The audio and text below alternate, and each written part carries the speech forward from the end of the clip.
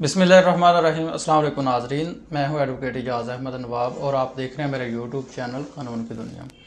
नाज़रीन, पाकिस्तान की तारीख़ का इंतहाई अहम केस अज़खुद नोटिस केस KPK और पंजाब इलेक्शंस के लिए सुप्रीम कोर्ट की तरफ से अज़खुद नोटिस केस की समाअत जारी है, जिसके लिए PTI चाहती है कि जल्द अज जल्द फ़ैसला हो जाए, क्योंकि आम जो तासर यही है कि 90 दिन से ज़्यादा इलेक्शन आगे नहीं जा सकता, जबकि PDM चाहती है, यानी कि हुकूमत चाहती है या नून लीग चाहती है किसी भी तरह से करके ये इलेक्शन मुलतवी हो जाए।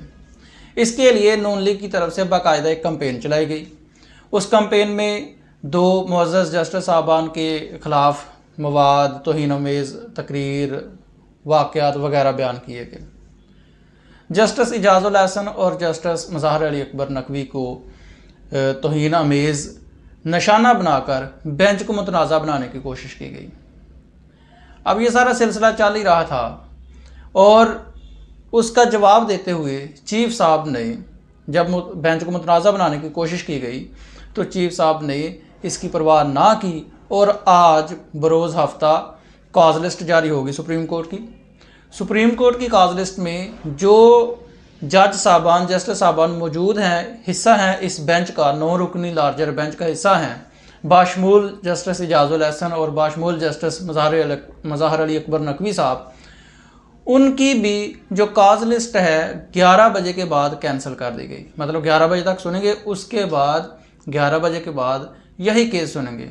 एक बात तो साबित हो गई कि 11 बजे के बाद सुप्रीम कोर्ट ने, चीफ जस्टिस साहब ने अज़खुद नोटिस वाला केस तफसील से सुनने का इरादा कर लिया है। उसके अगली अब बात करते हैं कि वो कौन से 2 इक़दाम हैं जो कर लिए गए हैं कि जिससे ये केस लिंगर ऑन किया जा सकता है। कौन से 2 अहम नए मोड़ आ चुके हैं इस केस में। 2 दरखास्तें दायर हुई हैं जी। एक तो दरखास्त दायर की गई है मसीही बरादरी की तरफ से। मसीही बरादरी ने दरख्वास्त दायर की है कि हमें अज़खुद नोटिस केस जो है उसमें फ़रीक़ मुकदमा बनाया जाए। हम भी उसमें फ़रीक़ बनना चाहते हैं, हम भी अपना मौक़िफ़ देना चाहते हैं। मसीही बरादरी कह रही है। दूसरी तरफ जो दूसरी एक दरख्वास्त की जाएगी वो है कि ये जो बेंच है इसमें पहले नंबर पर जस्टिस इजाज़ुल हसन साहब और मज़हर अली अकबर नकवी साहब को निकाला जाए और दूसरा फुल कोर्ट का जो बेंच है वो बनाया जाए।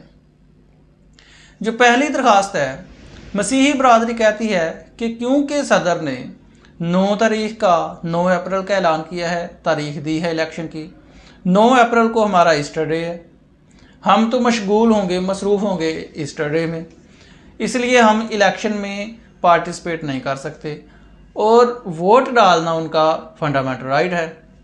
इसको अपना फंडामेंटल राइट प्रोटेक्ट करने के लिए मसीही बरादरी आई है कि हमें फ़रीक़ मुकदमा बनाया जाए, हमें सुना जाए, ये डेट चेंज की जाए। वो ये नहीं कहते कि इलेक्शन करवाओ या ना करवाओ, वो कहते हैं जी 8 कर लें, 7 कर लें, 2 कर लें, 10 कर लें, 9 ना हो, हमारा ईस्टर डे होता है।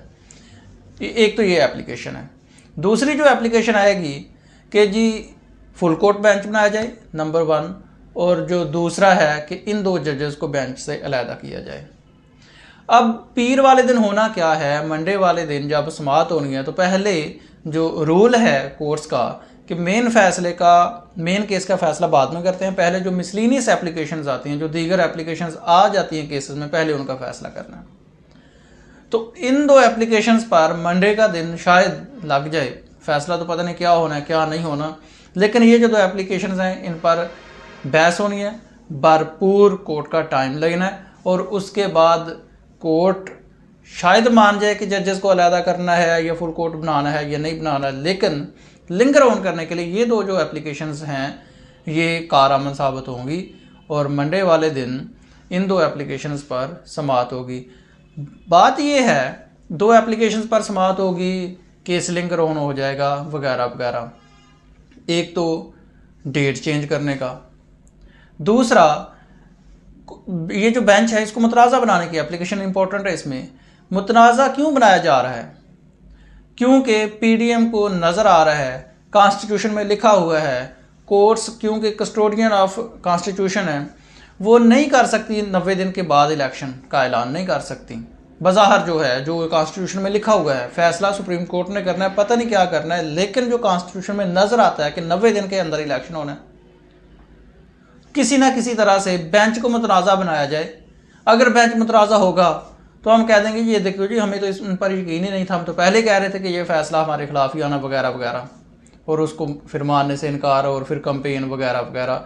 तो ये जो मंडे वाले दिन ये सारा सिलसिला चल रहा है, इन दो एप्लीकेशन पर बहस होनी है और बेंच को मुतनाज़ा बनाने की भरपूर कोशिश की जा रही है, कंपेन चलाई जा रही है। और ये बाकायदा तौर पर चीफ साहब ने इसका नोटिस नहीं लिया, उन्होंने कॉज लिस्ट भी जारी कर दी, तो अब बाकायदा तौर पर कोर्ट्स में जाके ये एप्लीकेशंस दी जाएंगी।